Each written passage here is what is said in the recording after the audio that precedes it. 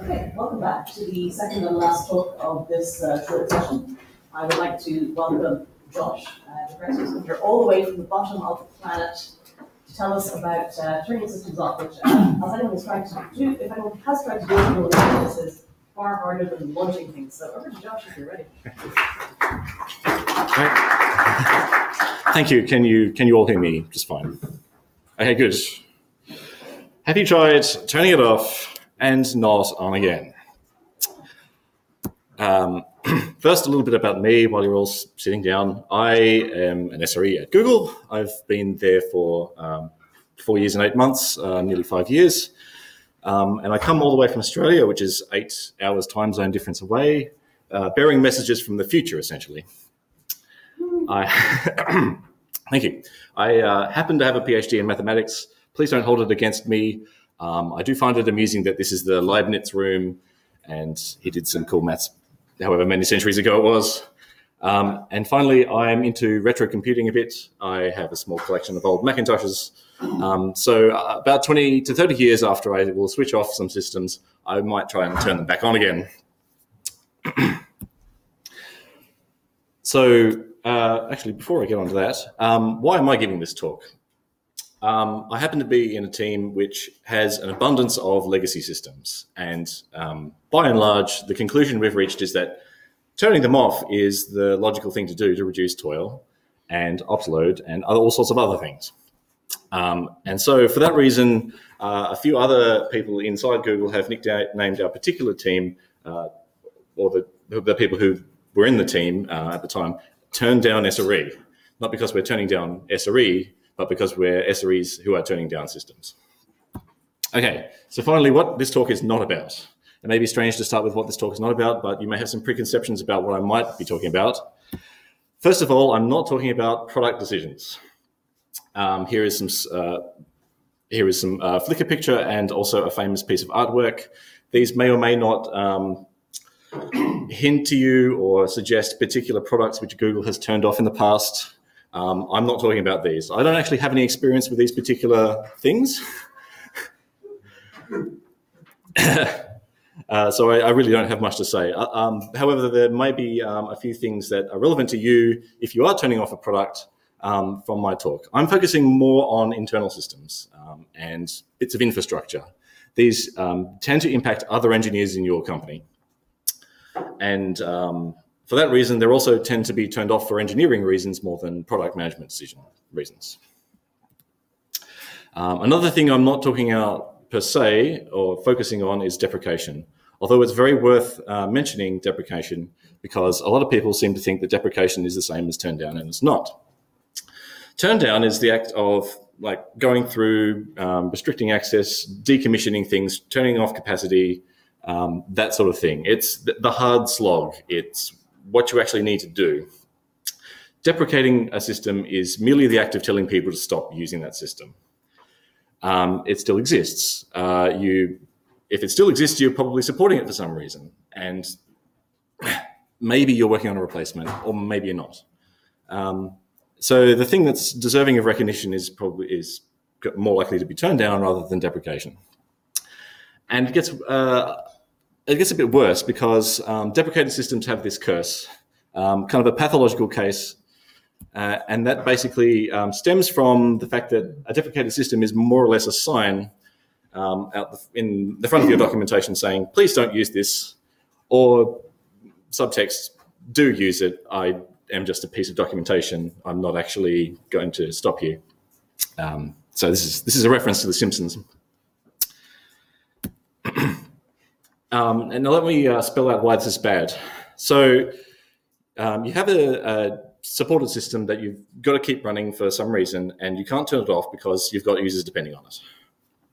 And maybe you have a replacement system, but it's not ready yet. And the reason it's usually not ready yet is because it's not battle hardened. And what we usually mean by that is that it doesn't have enough users using it. If there were more users using it, it would be ready yet, and people would obviously pick that system. But instead, they pick the deprecated system because they see the tag deprecated as meaning old, stable, there's a team supporting it, and they're familiar with all the foibles of it. So new systems are developed against the deprecated system instead of the new system. And as a result, the deprecated system grows more users. It grows more reverse dependencies, and that makes it harder to turn off. And that's kind of bad. We don't want to stop at deprecation. We want to follow through on our threat to turn off the system, because otherwise it will just get harder. The next thing I want to talk about is what SRE has to do with turndown. It seems a bit paradoxical that a bunch of people who are focused on keeping systems running might suddenly want to turn around and say, let's actually turn this thing off and keep it not running. But the reason is pretty simple and hopefully common sense to most of you. It boils down to the fact that legacy systems are technical debt. They represent last year's or even earlier best practice, or not even best practice. It was a system we built before and we learned some things from it, and then we built a new system. Repaying technical debt improves reliability for a number of reasons. One is if you've got two systems running, you've got two sets of operations load. You've got two sets of different types of tickets you have to handle. Different things can cause you to be paged. There's two different sets of documentation that needs to be kept up to date and tests that need to be kept up to date and so on. And all those things feed into reliability. And as we know, reliability is important to long-term velocity, and this should not be controversial.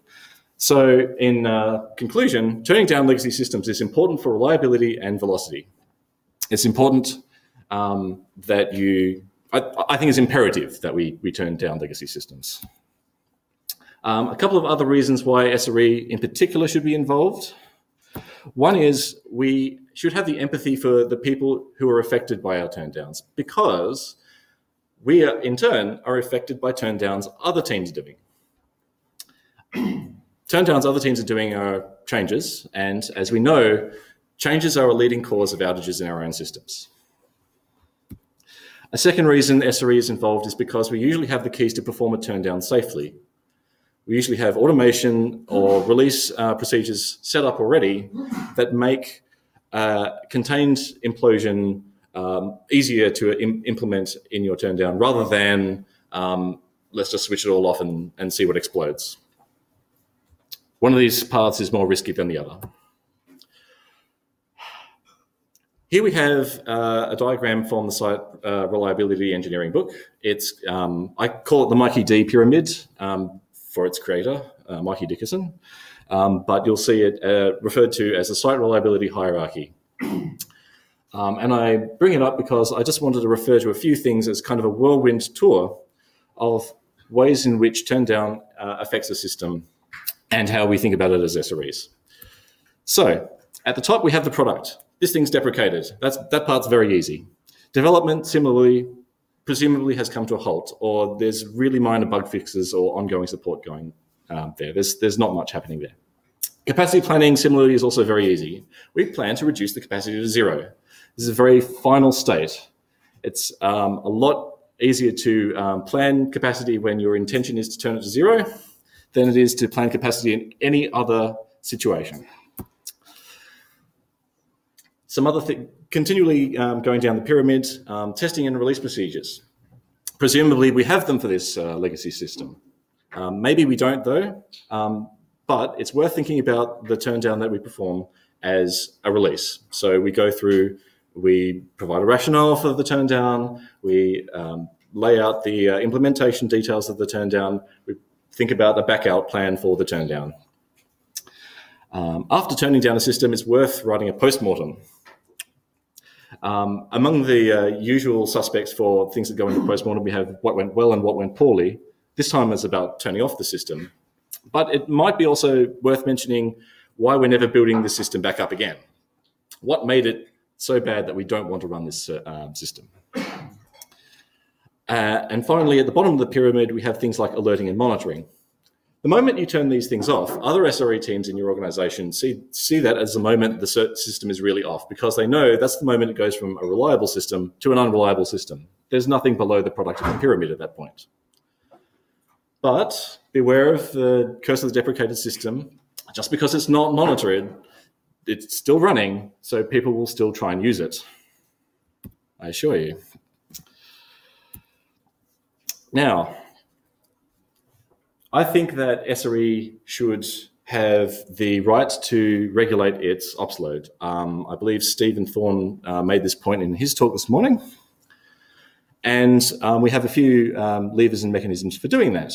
One is, of course, detuning the monitoring, handing the pager back to the devs, and so on. But I wish to drill home the point that turning off the system is also a feasible plan in many cases and should be considered. Okay, so now a few things about actually making turndowns easier.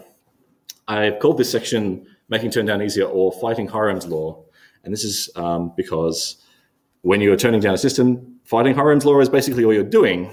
What Hiram's Law is, as popularized by Titus Winters and available on hiramslaw.com, it says, with a sufficient number of users of an API, it does not matter what you promise in the contract of that API. All observable behaviors of your system will be depended on by somebody. Emphasis mine.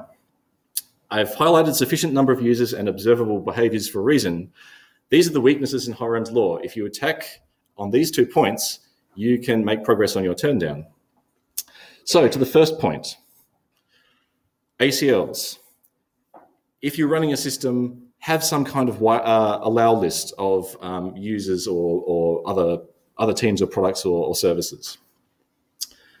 Add it before you turn the replacement system up. It will make your life easier in the long run. Ideally, you want to enforce with something a bit better than just matching on a string, say, user agent. But if you've got nothing better, that'll do. I have a system that I'm running right now, and we match on the user agent string. And so far, no one has cheated and tried to emulate the official client. But we'll see. 2 other hints here. Make sure you record a contact email for every user of that goes into the list. This will help find these people to tell them that you're about to turn off the system that they use.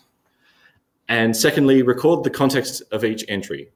A ticket number or bug number that refers to the history is fine. You can go and find it later. On the topic of contact emails, I have a few recommendations here as well. You want a service-specific team list if possible. The immediate group of people who are most concerned about their little bit that's depending on your system that you're thinking of turning down in the future. Some bad cases are an individual person. You don't want to notify just one person for a team because of the bus number problem or the holiday problem. They may be away. They might not be checking their email. It might be lost in their inbox. Who knows? Another thing you don't want is a larger or non-specific team list. It would be bad if I announced my turn down to the entirety of Google SRE because it would, well, aside from being inappropriate, it wouldn't be clear who among that team should respond to the deprecation and turn down notice. And finally, don't send to broad announced lists. We have a thing in Google, well, we have at least one list that ends in notify, and a lot of changes get CC'd to this list. So many changes that it's impossible to tell whether any of them affect stuff that I run. And it sucks. I would not send announcements to that list at all. Some other good suggestions include if there are any on-duty or interrupts rotations that you have for the user service.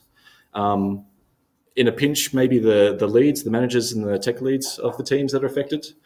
And if you have run out of options, paging the team that's about to have their service impacted by a turndown is better than nothing, honestly. If you turn something off and they find out by their monitoring paging them, that's going to happen after you would have told them if you paged them manually yourself. Okay, ACLs. So once a user migrates off the service, make sure you remove them from the ACL. And once no users remain, you're good to turn off the service, right? I have not found a counter case to this yet. Okay, on the topic of source code, you can actually implement some ACLs as well. If you use Bazel, and we do extensively inside Google, there's a concept called visibility. This is basically a way of listing out all the build targets that are allowed to use a piece of code. They're allowed to see that piece of code. So in your service definition, you can give that a visibility and change it from public to something that's not public. And you have implemented a way of locking down who can access that piece of code, that service. As an aside, it helps if you have everyone's code in a single repository. It helps find who might be calling a piece of code as well, or who might be using a particular URL if they've hard-coded URLs. Obviously, not necessarily ideal to hard-code URLs in source code, but when it happens, handy to know. The other way we attack Hiram's law is to minimize observable behavior. So I don't have a lot to say here other than you can make this easier if you have a better API design. So smaller and more specific interfaces help you here. If we have something called fetch kitten and it takes the name of a kitten and it returns a specific kitten, that's good because we know that any service that uses the fetch kitten API is only ever getting one kitten at a time. They're not doing a full table scan that gets all the kittens. Similarly, if we have an authorize function, it takes a name of a user and some resource that they want access to and returns yes or no. This is very targeted and specific, and we can re-implement this very easily, or we know what authorization decisions are going to be affected. If, on the other hand, we have arbitrary queries or broad interfaces that return lots of data at once, these can be harder to turn off because we don't know how that data is being used. We don't know what the impact of even changing the format of the output data is. Hopefully, all of this is common sense so far. The other thing I wanted to say is that logs are hard. Resorting to logging and reading logs and trawling logs is not ideal for trying to find the people who are using your service. But on the flip side, if you've managed to whittle down the number of users of a service to a very small number, they theoretically should be sending a small amount of traffic. And that means it's easier to log everything about that traffic. Some things to think about are whether they're querying at a periodic, regular interval, whether they're using some things and not others. Okay, some recommendations about timeline. So let's suppose time goes from left to right, and I have these colorful blocks that represent 3 months. I've just chosen 3 months because it seems to work the best for us. We make some initial announcement that we're planning on turning something on. We implement some replacement services and workarounds. In the second block of 3 months, at the very beginning, we say, okay, you've got 3 months. That's it. At this point, either there are only minor fixes to the workarounds left, or we decide to back out, or we decide to extend the deadline in some way. Sometimes, but not always, we hit the deadline and some people are still using the service, and it's important that they keep running. Sometimes, though, we can switch it off that day. In the final 3 months at most, monitor for the long tail of unmigrated users who aren't important enough or didn't scream loudly enough when you turned off the service. So this value of 3 months comes from some of our internal policy. It basically says infrastructure change mandates must be announced at least 3 months in advance. And this works well with our planning cycle because Google's planning cycle is basically arranged around quarters. If you get a piece of work in another team's set of goals for the next quarter, you can be reasonably sure that they might work on it. Towards the end of the turndown, you want to reduce the capacity, or should think about reducing the capacity. And the reason this is a couple-fold. First off, you should have fewer users because some of them have migrated away. So you're over-provisioned. But a more important reason is if you want to think about the rollback sequence. Suppose you need to turn it back on. If you need to turn it back on, you're starting at the state that it's off. And if you have reduced capacity before, you can roll back to minimum capacity rather than going all the way back to full capacity in one go. This is faster.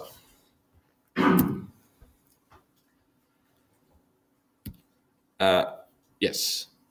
If all the important users have migrated away, do your turn down as a test. Say, okay, we're going to try turning it off for an hour, 2 hours, a day, something, and see who complains.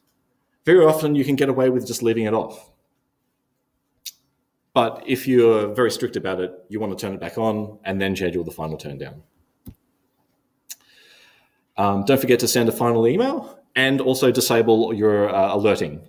It would suck if you turned off the system and you knew about it and then your on-caller got paged because you did that. On the topic of communication, just a couple of things. Repetition. If you're in a company like Google, you sometimes have to repeat yourself over and over and over again until the message finally sinks in.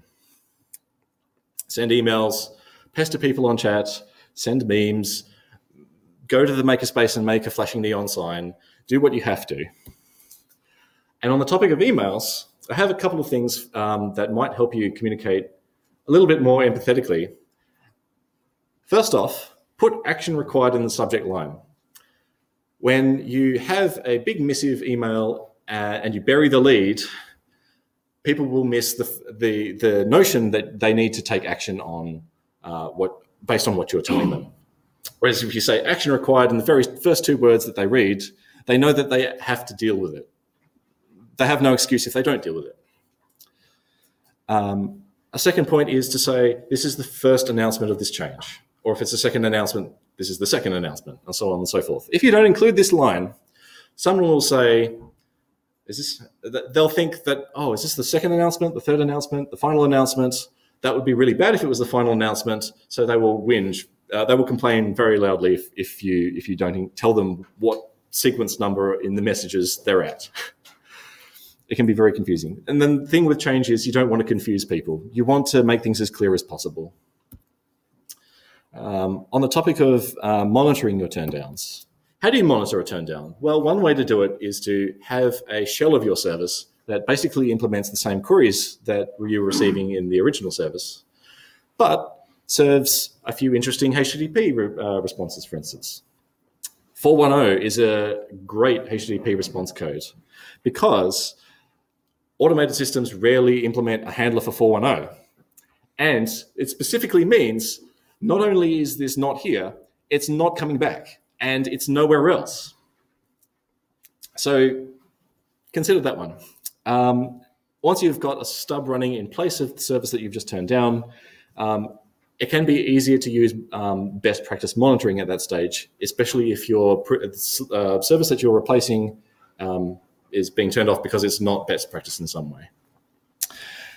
And if you write this as another server, say, that's replacing the server that is existing, you can just treat it as a release, just another version. But it's another service that you might have to turn off.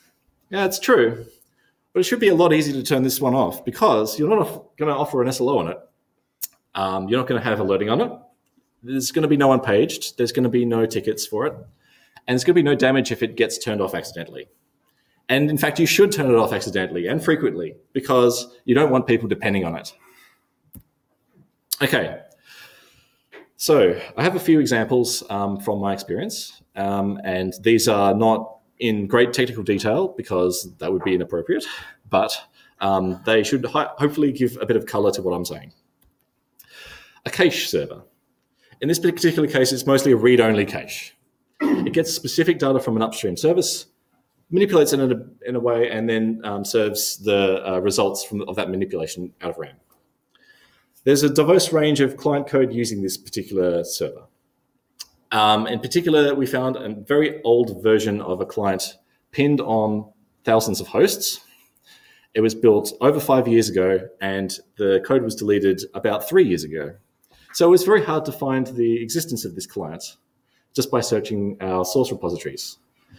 The way I found it was one day I was making a change to this server, and I made a change to some of the strings that we used, and it turns out, Hiram's law, the old version of this client observed that the strings in this particular location always started with a specific prefix, and I changed that prefix, breaking its assumptions, and thus breaking that client. And what really sucked was that this client was critical to another system turndown that was happening at the time. A huge project, something hundreds of employees were working on at the time.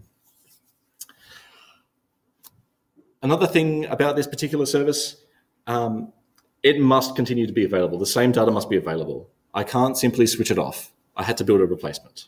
We had to build a replacement. But there was some dangerous functionality we wanted to get rid of.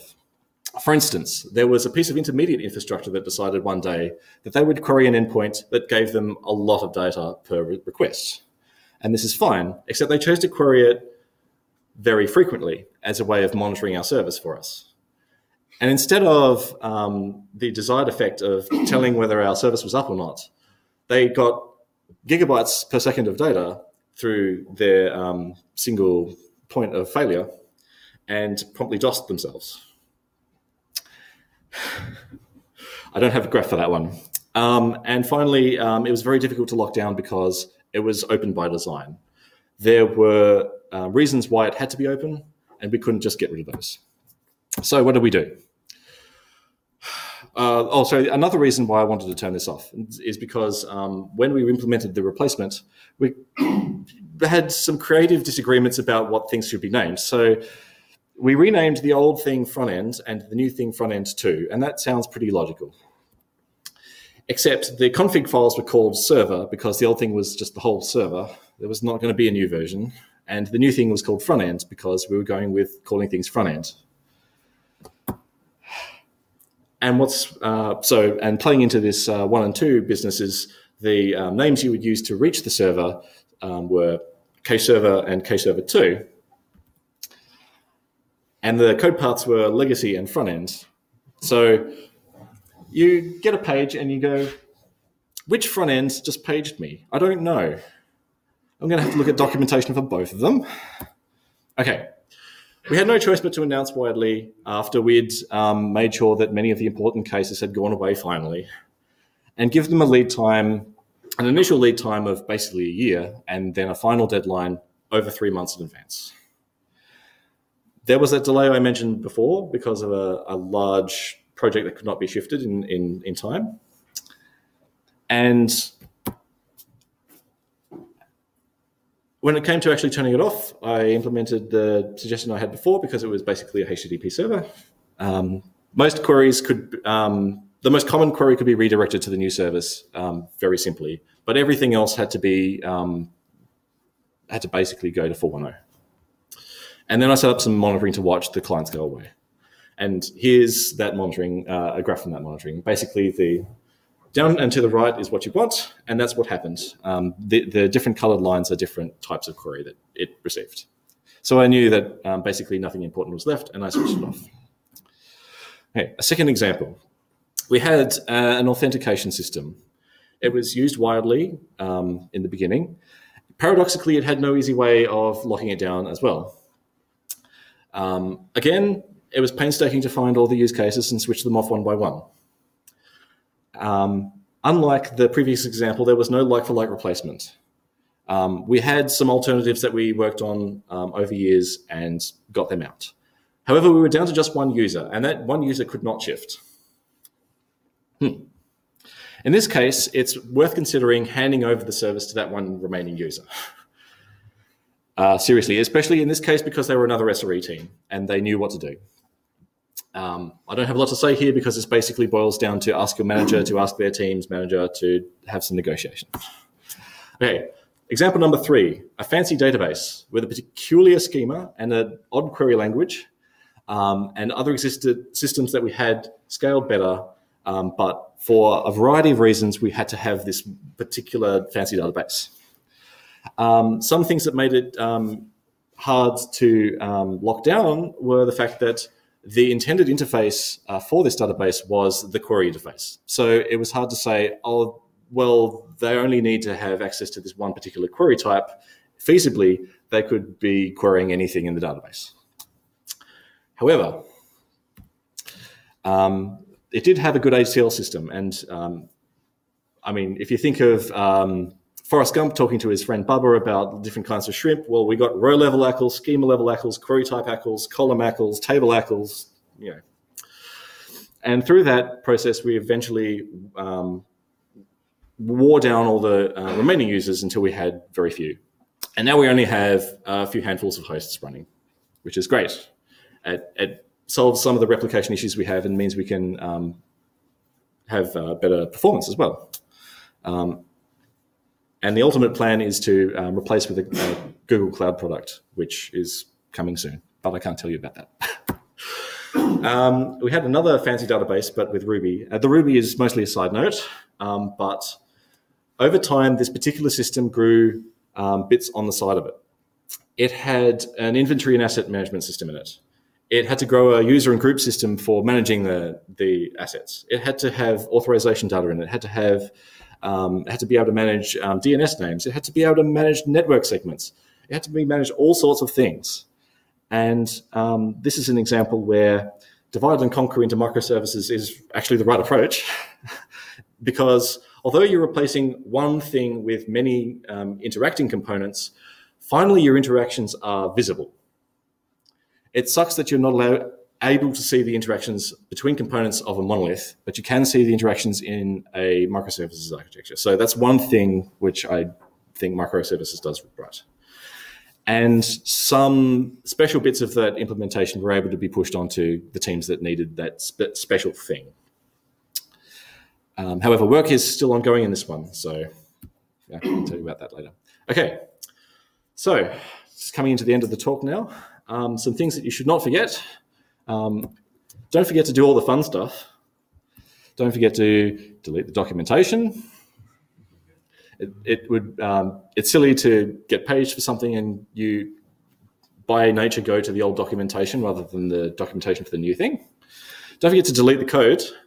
It would suck if another team spun up a version of the server that you just turned off for themselves and you're still stuck maintaining that code because you know the most about it.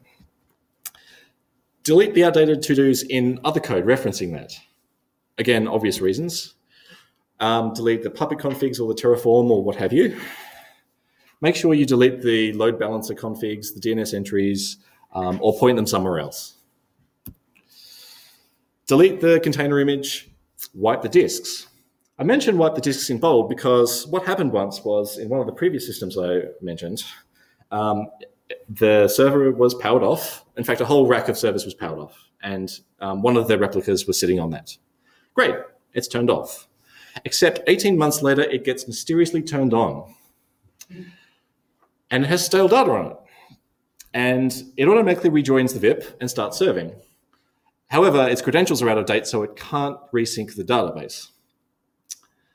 We find out, not because monitoring tells us, but because users are confused that the authentication data is wrong. And that could have been very bad, especially if instead of not being powered on, the credentials that were in this particular system were not wiped and the server got sent to charity or something. Now, we don't do that, but we wipe disks as a matter of principle. But in this case, not wiping them just caused us a bit of grief. Make sure you turn off the jobs and actually power the servers off if you actually care about servers themselves. Nuke it from orbit just to be sure. I'm kidding. Make sure you close the bug component or mark all the bugs as obsolete, or if they apply to only the new service, move them to the new components. Don't forget to do all this stuff. And then finally, write a postmortem and have a party. It's a lot of hard work and you deserve recognition for turning stuff off. In summary, The Great Wave of Kanagawa is a fantastic piece of art because it depicts so much turmoil. You've got the sailors on their boats and they're cowering before the wave. Don't be the wave. Think about the impact of your service turned down, and try and do a controlled implosion rather than a great crashing wave. Communicate with empathy and make sure your intentions are clear, and that will save a lot of grief. And don't forget that perfection is achieved not when there is nothing more to add, but when there is nothing left to take away. I believe my good friend Tony said this. Thank you.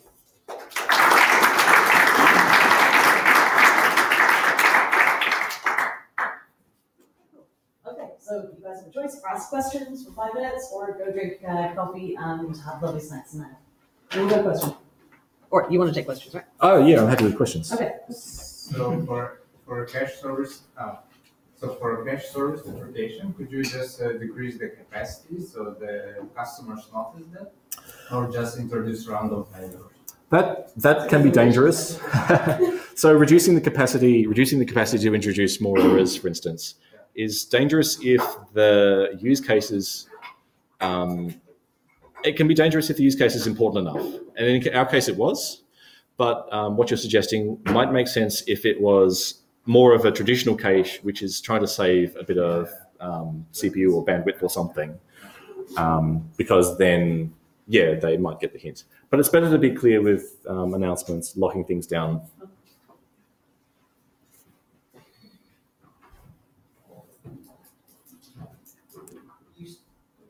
Yeah, it's on. You specifically use the term delete rather than archive. Is that? Any strong opinions on one versus the other? Okay, so delete versus archive. I have the benefit of working in a source control system that every deleted file is archived in the background, and I have no choice in that.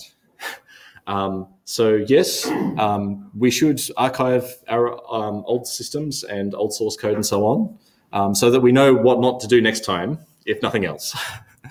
On the other hand, there's occasionally a few things that you need to delete. Credentials, secrets are some other examples of things that you should wipe. You should write zeros over the disk blocks and then write random noise and then write zeros again. Really, yeah. But that's a data management issue mostly. Okay. One more question. What is that?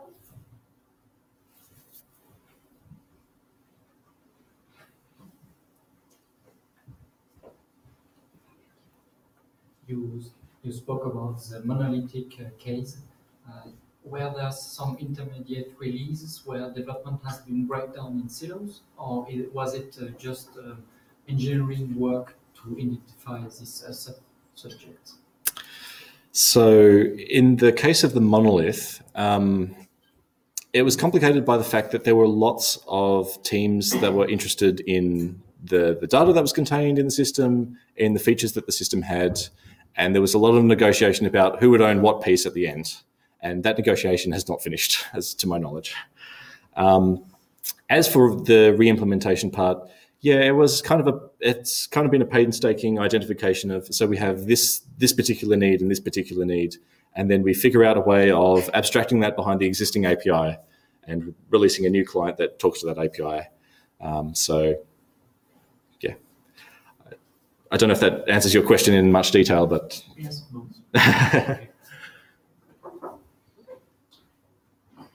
Thank you very much, and thank you, Josh. We've got a 30-minute break now, and then we are back downstairs in the big room for closing plenaries at 4 p.m. Okay, so I have one more question about the migration, right? You need to migrate the clients to the new systems or whatever. Who does that usually? The product teams or the service teams? So, and it's interesting because many of the things I work with, I also own the client for one of the systems, so it was easy for me to do the release. Okay. However, in my experience, either a product team either eventually gets around to releasing a new client, especially if it's something like a mobile client, or a set of release engineers. Okay. It varies. It does depend on the team. Yeah. Okay. Hi, thank you for the talk. Do you have any tips for the deprecation part before the deletion? Oh, announcing? Or, Yeah. Other than the communication tips that I mentioned, Okay. also make sure your documentation clearly says the system is deprecated, please do not use. It will be turned off on date. Be specific about date. Okay. Because if you don't be specific about the date, people tend to assume, in my experience, that it's a hollow threat, that you're not actually going to follow through. Okay. And probably the ACL parts to prevent new users onboarding. Yeah, it turns a unbounded problem into a bounded problem, and that's much easier to work with. Definitely. Okay.